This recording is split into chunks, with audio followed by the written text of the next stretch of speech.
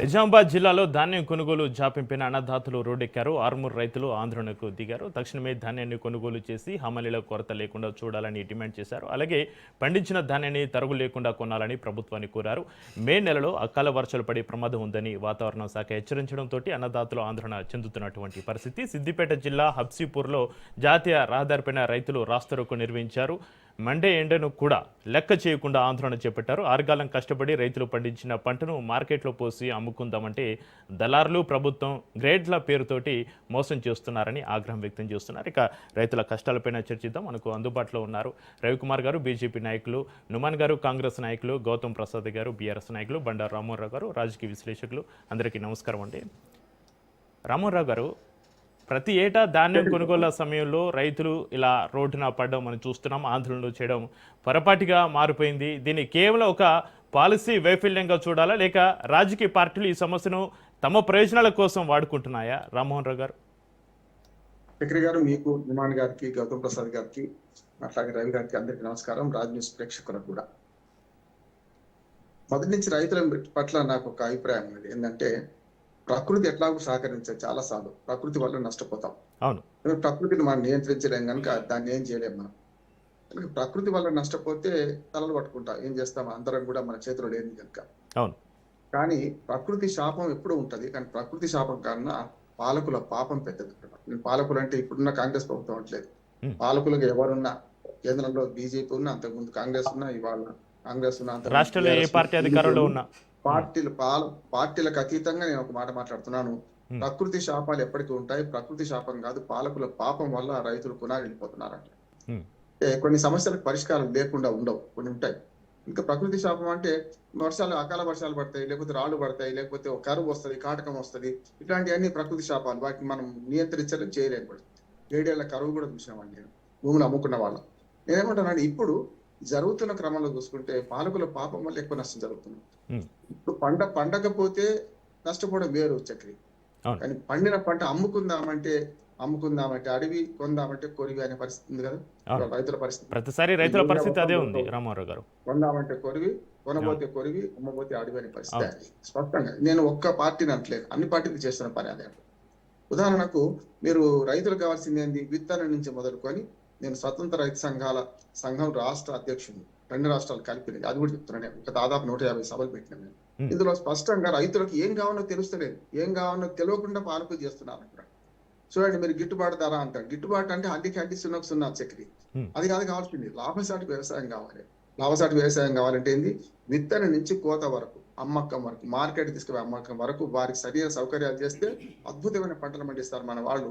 కరువులో కూడా అద్భుతమైన పంటలు తీస్తారు. అమ్ముకోవాలంటే కష్టం అవుతుంది. అట్లా 2 మాటలు చెప్పిన ఇస్తారు. ఇవాళ విత్తనం నుంచి మోసపోతున్నాడు రైతు.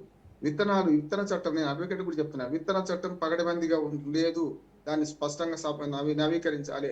విత్తన చట్టంలో చాలా నష్టాలు జరుగుతున్నాయి. నేను స్వయంగా రైతును కాకర విత్తనం పెడితే నల్ల కాకరకాయలు, ఇప్పుడు నల్ల కాకరకాయలు మళ్ళీ ఇష్టపడుతున్నాను. అప్పుడు తెల్ల కాకరకాయలు అయితే చాలా అమ్ముడు పోయాయి. దానిలో నేను విత్తనాభివృద్ధి సంస్థ, ఇది భారత ప్రభుత్వం, మన ఆంధ్రప్రదేశ్ ప్రభుత్వంది, అది మన అసలే ముందర ఉంటుంది, ఇప్పటికీ అక్కడే ఉంది. విత్తనాభివృద్ధి సంస్థ మీద కేసు వేసి మరీ గెలిచిన. నాకు ఇచ్చింది మీరు తెల్ల కాకరకాయలు కాస్తాయి అన్నారు, మీరు నల్లవి కాసినాయి, నాకు నష్టమైంది ఇచ్చి. పంట పండినాక 1000 రూపాయల పరిహారం వసూలు చేసిన. నేనేమంటాను, విత్తనం నుంచి మోసం జరుగుతుంది కదా. ఇవాళ బీటీ విత్తనాల పేరు మీద మన రాష్ట్ర ప్రభుత్వం కూడా అనేక సూచనలు చేస్తుంది. మీరు ఫలానా విత్తనాలు కొనకండి అని వ్యవసాయ శాఖ ప్రచారం చేసి దాన్ని అభినందిస్తుంది. కానీ విత్తనం నుంచి మొదలుకొని, విత్తనం పెట్టిన తర్వాత ఎరువులు దొరకాలంటే లైన్ పెట్టాలి, చెప్పులు పెట్టాలి. మళ్ళీ ఎరువులు దొరికినాయి అనుకోండి, అటో ఇటో కష్టపడి ఎక్కడో చేసిన తర్వాత నీటి సౌకర్యం లేకుండా పోతుంది. అకాల వర్షాలు ఉన్నాయి, లేకపోతే వర్షాలు లేకపోవడం. పోనీ అదంతా కష్టపడి ఇన్ని పారారిస్టులకు ఓర్చి మరి పంట పండిస్తే ఇవాళ మొక్కజొన్న రైతులు మొక్కజొన్నలు కొనడానికి ముందుకు లేదు ప్రభుత్వం. అట్లాగే వడ్లదైతే సన్నవడ్డు కొంటే 500 రూపాయల సబ్సిడీ ఎటుపోయిందో తెలుస్తలేదు.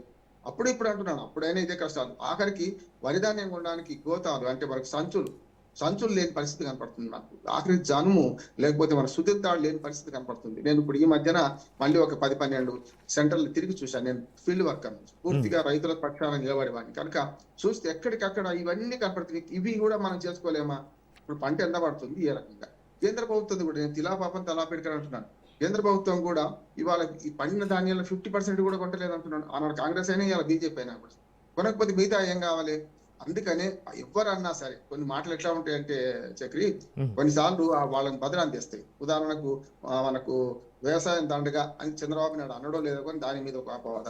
వరి వేస్తే ఉరి అన్నాడు ఏది కేసీఆర్, అదొక అపవాద. మరి ఇప్పుడు వాళ్ళ రేవంత్ రెడ్డి గారు కూడా ఏమంటున్నారు, వరి వేయకండి బాబు అంటున్నాడు. నేను కూడా ఏం చెప్తున్నాను, వరి సోమరి పోతుల వ్యవసాయం, నేను వ్యవసాయదారుని, నన్ను నేను అవమానించుకుంటున్నాను. ఉమ్, మిగతా పంటలు పెడితే లాభాలు ఉన్నాయి.